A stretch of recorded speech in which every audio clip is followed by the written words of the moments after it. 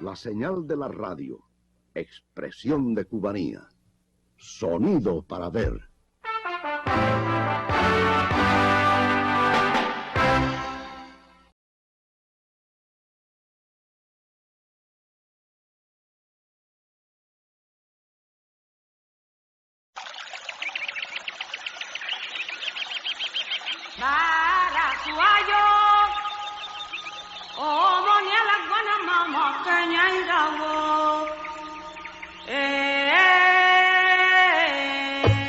Con su dotación esclava, el cafetal Angerona sobresalía en la zona y rápido prosperaba. Porque el cafetal mostraba a inicios del siglo XIX una historia que conmueve desde que Cornelio un día lo llenara de osadía y de amor en tiempo breve. Angerona para el artemiseño significaría una identidad. Para mí constituye un símbolo de la cultura artemiseña. Angerona es parte de la historia de nuestra provincia. Yo llevo 14 años trabajando como jardinero y no hay condiciones para trabajar. Yo creo que Angerona debía restaurarse porque es un sitio histórico. Y sería penoso no preservarlo en el tiempo para poderlo mostrar a las futuras generaciones de pobladores. Yo llevo 30 y pico de años con la papelería de Angerona. Nadie, y yo lo pongo en todos los escritos, de los que deben hacer por Angerona, lo han hecho. Angerona no se ha caído porque esas piedras son incólumes. Esas piedras están ahí para demostrar qué fue el cafetal Angerona. La Facultad de Comunicación de la Universidad de La Habana y Radio Artemisa presentan Angerona, la historia de un paraíso en ruinas. Un radio documental sobre la historia del antiguo cafetal ingenio Angerona. Erguidas, a pesar de los años, se perciben las ruinas de la casona principal del cafetal Angerona. La edificación y el resto de las instalaciones, también en deterioro, se ubican en el kilómetro 5 de la carretera que une Artemisa con el poblado de Callao. La belleza natural y arquitectónica, junto a la historia del sitio, invitan a regresar a la primera mitad del siglo XIX a través de la magia de la radio. Es hora de avivar la llama de la historia.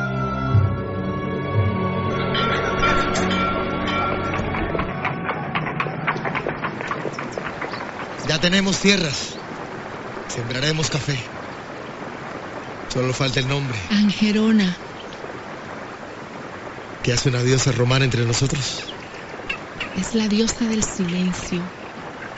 Y el silencio será tu divisa. A la entrada del recinto, 4 calles de palmas reales custodiaban los campos. Frente a la casona, en un jardín semicircular, presidía la legendaria diosa en mármol de Carrara. Con su dedo índice en los labios, era la primera anfitriona en recibir al viajero en los terrenos del alemán Cornelio Souchay. Cuando él llega a estas tierras, él nota que las condiciones para implantar un cafetal eran idóneas. Reinaldo Barbón, geólogo e historiador del cafetal, rememora hechos de la época. En ese momento, 1813 estamos hablando, Cuba era un bosque gigantesco. Es decir, los suelos cubanos y de esta región de Puerto Abajo estaban en su mayoría cubiertos de bosque, que era esencial para garantizar la sombra del café. También la presencia de los suelos rojos presentaban la fertilidad necesaria para ese fomento de café. La investigadora Berta Martínez Páez precisa la historia. Llegué aquí en el año 1807 y entonces hasta el 13 no compra las tierras, las primeras tierras. Las otras las compran en el 18, que ya completan las 39 caballerías y 169 cordeles que tenía Angerona, extraordinario. Él, ya te digo, tuvo la virtud que no tuvieron otros dueños de cafetales en Ingenio. Porque generalmente, en aquella época, los dueños no vivían en cafetal, pero él sí vivió en su cafetal. Durante la primera década de fundada la hacienda, Cornelio Souchay se concentró en construir las instalaciones que contribuyeran al procesamiento del café y demás cultivos. Con el paso del tiempo, la plantación se posicionó como la más próspera de la región vueltabajera y la segunda en importancia para la colonia. Marta Sailí Troncoso, directora del Museo Provincial de Artemisa, confirma su importancia. Esta propiedad tenía una duración de más de 450 esclavos y una población de árboles de más de 750.000 plantas de café. Te da la medida, los números dan la medida del tamaño que llegó a alcanzar la finca y por tanto de la significación que tuvo. Tenía un criollero para los hijos de los esclavos, tenía fábrica de todos los materiales, una sierra movida por la fuerza del agua, donde se preparaba toda la madera para muebles, ventanas, puertas, de todas las instalaciones. Entre las singularidades del lugar está su infraestructura. La arquitecta Leticia Gómez Matos explica la típica construcción en ese periodo en cuanto a tamaño y estilo. Y en esa época que se construyó en Gerona predominaba la arquitectura colonial, arquitectura típica que se construían en esa época, donde Cornelio Sauchay creó todo un recinto cafetalero, un mundo cafetalero dentro de lo que era San Marcos de Artemisa. Mundo cafetalero que se constituía por la casona principal típica de la época como un módulo sólido que complementaba el resto de las construcciones auxiliares que daban servicio a ese cafetal. La ingeniería hidráulica también fue una innovación en el cafetal.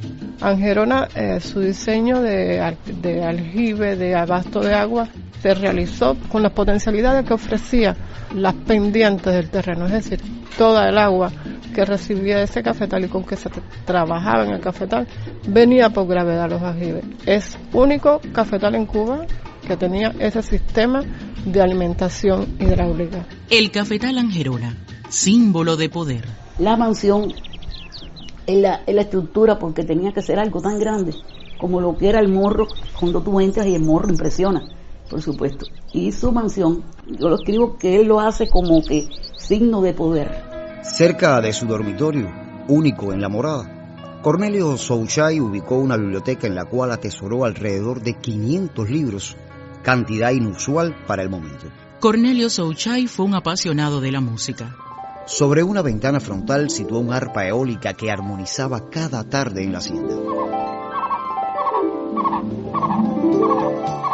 Estamos presentando el radiodocumental Angerona, la historia de un paraíso en ruinas. La esclavitud como fenómeno social, hacer el alma de los hombres, los menosprecia, los humilla. Pero los negros y criollos de Angerona sintieron en menor cuantía el peso de la opresión. La investigadora Berta Martínez Páez relata que a pesar del sistema oprobioso de ese periodo, el trato a los esclavos en el recinto fue moderado o distinto. Don Cornelio, era una persona con una exquisitez en su vida cultural. Todo eso hizo que quizás llevase esa forma de tratar a los esclavos de otra manera. Lo dice el criollero, lo constata un poblado y no un barracón. En Angerona no hubo barracones, hubo poblado. Las 27 casitas que se encuentran en el inventario era un proyecto con el médico. Desde que el médico detectaba, por eso él tenía un médico, él detectaba que la esclava estaba embarazada, ya esa esclava no trabajaba en el campo, ya ella estaba habitualmente en su casa. Una mujer embarazada, reposando, sin un trabajo fuerte, simplemente alimentar los animalitos que le permitían tener allí el cochinito y las gallinitas, no sé qué, aves de corral, tenía que ser un embarazo bueno. Por eso eran los niños sanos que nacían en Gerona. En la hacienda, el látigo fue menos fuerte para quienes provocaban desorden y los castigos se revertían en enseñanzas. Reinaldo Barbón describe cómo trataban a la mujer. Es decir, la mujer que cometía un delito dormía aquí, pero habían cepos. Yo te puedo encadenar, yo te puedo poner en un cepo, pero sin embargo Cornelio la ponía a dormir en una cama con sábana, con funda, para que la esclava pensara, este hombre pudiera maltratarme y no me maltrataba. Entonces era como un método de educación.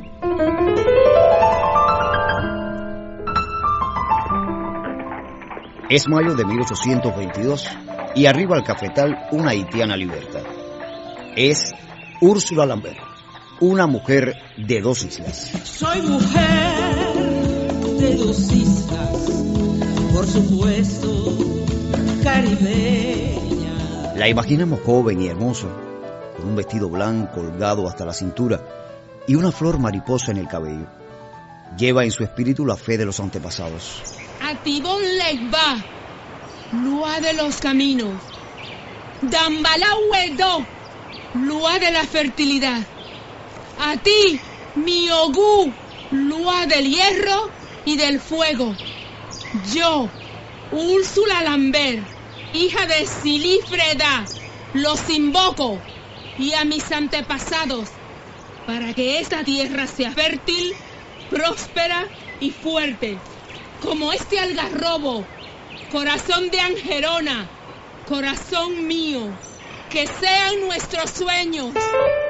Cuando llega Úrsula en el año 22, ella es la que se encarga de toda esa parte, de enseñar a las muchachas para que sirvieran de niñera. Ahí en Abot, un pasaje completo. Ella viene a hacerse cargo de una administración, él la trae y aparece como, tenía un salario, aparece como la administradora de algunas áreas de Central. Una tienda de varios artículos donde compran los esclavos es tu negocio. Te conviertes en la persona de confianza del alemán a quien aconsejas por los intereses de la finca. Con los esclavos tienes consideraciones.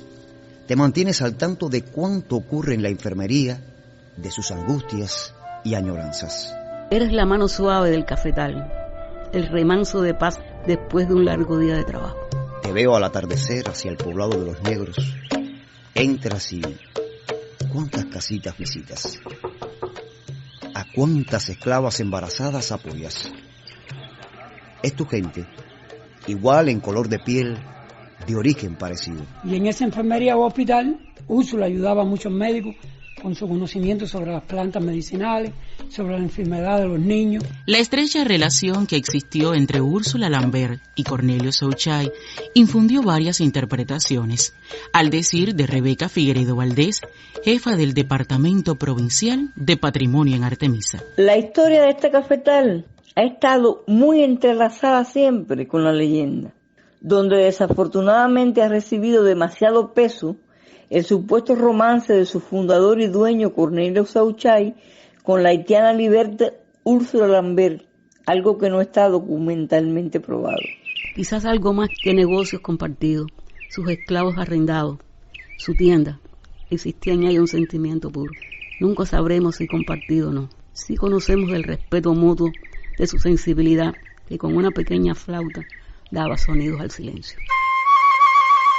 Cuando hablamos de la filantropía de Cornelio Souchay, la doctora María del Carmen Barcia explica que su bondad devino en una estrategia de preservación de la dotación esclava.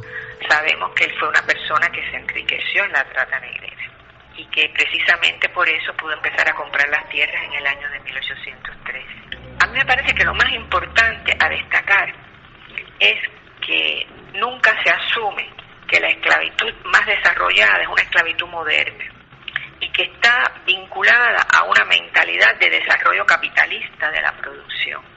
Y él además tenía ese orden de la mentalidad europea. El esclavo es una mercancía, cuesta caro, hay que tratar de conservarlo, hay que tratar de cuidarlo y hay que tratar de que se reproduzca para mantener la producción en el cafetal. La muerte irrumpió de manera inesperada la vida de don Cornelio en 1837. Después de su fallecimiento, el sobrino Andrés Souchay heredó la propiedad y las deudas pendientes, lo que generó cuantiosas pérdidas en años ulteriores. Angerona se fue transformando poco a poco en un ingenio azucarero. Ya para la década de finales de 1880, la familia decide dividir la propiedad en sus 3 hijos.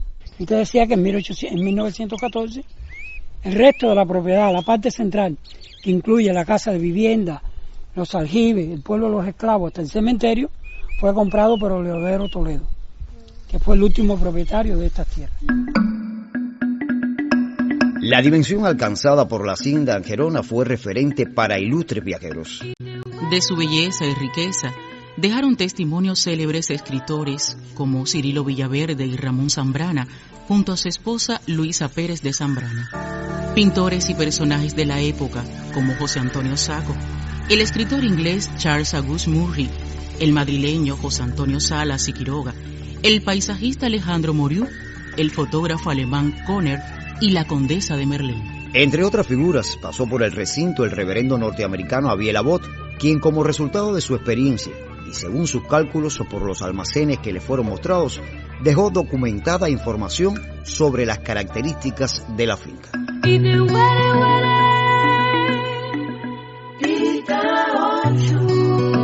Y de Úrsula, ¿qué más diremos? Cornelio Souchay y Úrsula Lambert compartieron la nostalgia de su tierra natal, a la que nunca regresaron. Y la lejanía de sus familiares allegados. Al morir don Cornelio, después de varios años, Úrsula retornó a la capital, a su barrio, en la calle Cuba, y junto con Belén, su amiga, se incorporan a las cofradías. Ella muere en 1860, con alrededor de 70 años. Hoy es donde corre fresco, el antiguo cafetal Monumento Nacional en Artemisa. Te lo ofrezco. Duele ver que el pintoresco patrimonio se abandona. Quiera más de una persona donar dádivas divinas. Para no perder las ruinas del cafetal Angerona. Yo llevo 30 y pico de años con la papelería de Angerona. Nadie, y yo lo pongo en todos los escritos, de los que deben hacer por Angerona, lo han hecho. Pero al final del túnel siempre hay una luz. El proyecto de rescate del cafetal Angerona por parte de la empresa Florifauna Artemisa, acompañada por el grupo empresarial Florifauna, consiste primero en una restauración de las áreas naturales, del cafetal, de los bosques. Loreta García, subdirectora del grupo empresarial Flora y Fauna, comenta sobre el proyecto de restauración del cafetal. La segunda etapa, que debe ser para el año 2022-2023, donde se pueda prestarle un servicio de información a todo el que visite. Es un proyecto que sí se puede realizar. Que perdimos oportunidades en años anteriores de mejor situación económica, no lo niego. Lo que lo tendremos que hacer por etapas.